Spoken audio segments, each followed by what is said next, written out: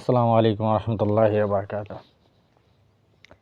Arabian জাত এরকম একটা জাত, ওরা ওরা আপনার সাথে যতক্ষণ ভালো তো ভালো, যখন ওরা একটু উল্টে যাবো না, পুরা চিত্রই পাল্টাই দিব ওরা। মানে ওরা খাড়ার উপরে পোল্ট্রি যেটা বলে আর কি, ওরা খাড়ার উপরে ঘুরে যায় তখন। মানে চেনা মানুষটার ওরা অচেনা হয়ে যায় মুহূর্তের মধ্যে। কিভাবে পারে ওরা, আমরা এটা বুঝি না। বিশেষ করে যখন ওদের কোনো কাজের সম্পর্কে আপনি জড়াই যাবেন, প্রথম প্রথম দেখবেন খুব ভালো। ওর বাড়িতে কাজ করতেছেন বা ওর সাথে কাজ করতেছেন, প্রথম প্রথম ভালো। যখন নাকি আস্তে আস্তে আপনি দিন যাইব, টাকা পয়সা আপনি পাইতে যাবেন বেশি একটা, তখন দেখবেন যে আস্তে আস্তে ওরা মানে কাজের এই দোষ ওই দোষ, এইটা সমস্যা ওইটা সমস্যা, তখন নানানবিধ সমস্যা ওরা বের করব। তারপরে টাকা না দেওয়ার জন্য বহুত চেষ্টা করব।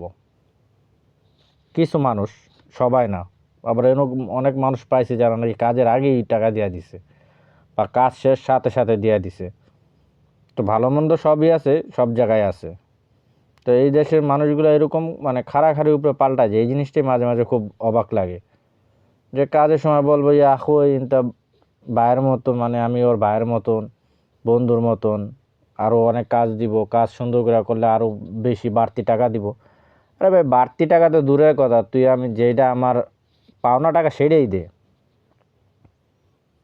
একটা বাড়িতে ভাই সব কাজ ধরছি, বিশ্বাস করেন আমি এতটা প্যারা অন্য কোনো বাড়িতে পাইনি। অনেক কাজ তো করছি, কিন্তু এই বিল্ডিংটাতে কাজ করতে যা, এই বাড়িটা কাজ করতে যা আমার পুরা মানে কী কম, আমার মনে হয় চুল অর্ধেক ফালাই দিছে। ওই প্রত্যেকটা বার টাকা নেওয়ার সময় ওর সাথে ঝগড়াঝাটি করা লাগে প্রত্যেকটা বার। কাজ করছি ভাই, টাকা দিবি, কারণ আমার সাথেও মানুষ কাজ করে,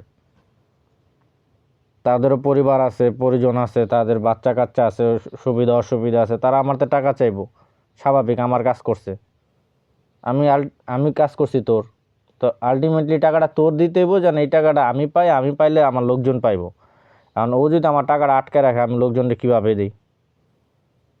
একটা মাস ধরে ও কোনো টাকা দেয় না, আজ না কাল আজ না কাল এভাবে টাকা দিতেছি, এইভাবে চলতেছে। তো এইভাবে ভাই সৌদি এরকম একটা মানুষ। এই কারণে বললাম যে ওদের সাথে যতই আত্মীয় করেন, আত্মীয় বলতে কি, যতই ভালো সম্পর্ক করেন না কেন, কোনো লাভ নেই। একটা বাংলাদেশের কথা আছে যে হাজামের সাথে যতই পীড়িত করে আইনের টুক কাইটা রাখবো।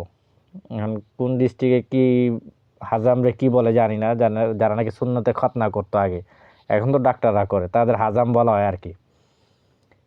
তো ওদের সাথে যতই সম্পর্ক করেন না কেন, ভালো রিলেশন থাকুক না কেন, বন্ধুত্ব সম্পর্ক থাকুক বা ভাই সম্পর্ক থাকুক,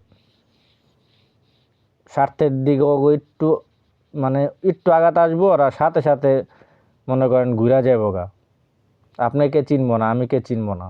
এগুলো এই জাত। কাজ করে কতদিন ধরে ঘুরতেছি, সকালে গেছি আপনার সামান আনতে, কইছে সামান নিয়ে গেছি, কোম্পানিতে অর্ডার দিয়ে সামান নিয়ে গেছি, কইছে সকালে টাকা দিব। তো আমি গাড়ি কোম্পানির অর্ডার দিছি যে সামান পাঠাই দিয়ে টাকা দিয়ে দিব মানে।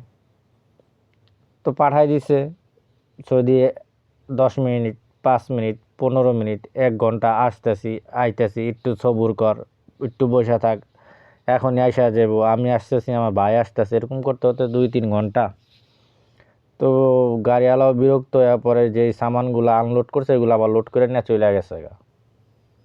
এখন চলে গেল কে, ওর বাড়িতে আবার সিসি ক্যামেরা লাগানো, এই নিয়ে শুরু করে দিছে আরেক কাহিনী। কারণ তো যত সামান আছে আমার কাছে, সব সামান পাতি নিয়ে চলে আয়, আমার আর কাজ, আমার দিয়ে কাজই করাইব না, অথচ আমার টাকা আটকে গেছে ওর কাছে 15-16 হাজার রিয়াল। তো আমি সব প্রবাসী ভাইদের বলি, যারা নাকি নিজেরা কাজ ধরা কাজ করেন, যতটুকু এগ্রিমেন্ট করবেন ঠিক অতটুকু কাজ করবেন, অতটুকু কমপ্লিট করে টাকা নেবেন, পরের ধাপে টাকা দিলে কাজে যাবেন, নাহলে যাবেন না। এবার যেই হোক, আপনি যত ভালো সৌদি মনে করেন না কেন, ওইগুলা ভালো না। স্বার্থে আঘাত পড়লে সাথে সাথে চেঞ্জ হয়ে যাবে গা। হয়তো বা কেউ বিশ্বাস করতে পারেন, নাও করতে পারেন, কারণ অনেক দিনের অভিজ্ঞতা থেকে বললাম আর কি। তো কাজের ক্ষেত্রে খুব সতর্ক, যদি পারেন কফিল দিয়া এগ্রিমেন্ট করবেন, যেন আপনার কফিল তারে ধরতে পারে। নাহলে মনে করেন আমরা আজনবী, আমরা যত কিছুই পারি না কেন, অনেক কিছুই পারি না আবার এই জায়গায়, কারণ আমাদের আইনগতভাবে আমরা বাধা, কারণ আমাদের অতটা কিছু করার সুযোগ নেই। যা পারে সৌদিরাই পারে, কিন্তু সৌদিদের সাথে ওরা আবার নাকে নাকে চুমা দিলে সব কিছু ঠিক হয়ে যায় ভাই। ওরা জাতের কথা কয় সবচেয়ে বড় কথা। তারপরও কফিল থাকলে একটা জোর থাকে, সবাই এগ্রিমেন্ট করে কাজ করার চেষ্টা করবেন। ওই সৌদি ভালো টাকা দিয়ে দিব ওরকম চিন্তা ভাবনা করে কাজ করেন না, তাহলে হয়তো এক বিল্ডিংয়ে ধরা খান নাই বা একটা কাজে ধরা খান না, অন্য কোনো কাজে ঠিকই ধরা খাইবে। তো যতটুকু সম্ভব নিজের সেফ মতন থেকে কাজ করার, যেন আপনার ক্ষতির সম্মুখীন না হন। সবাই ভালো থাকবেন। আসসালামু আলাইকুম।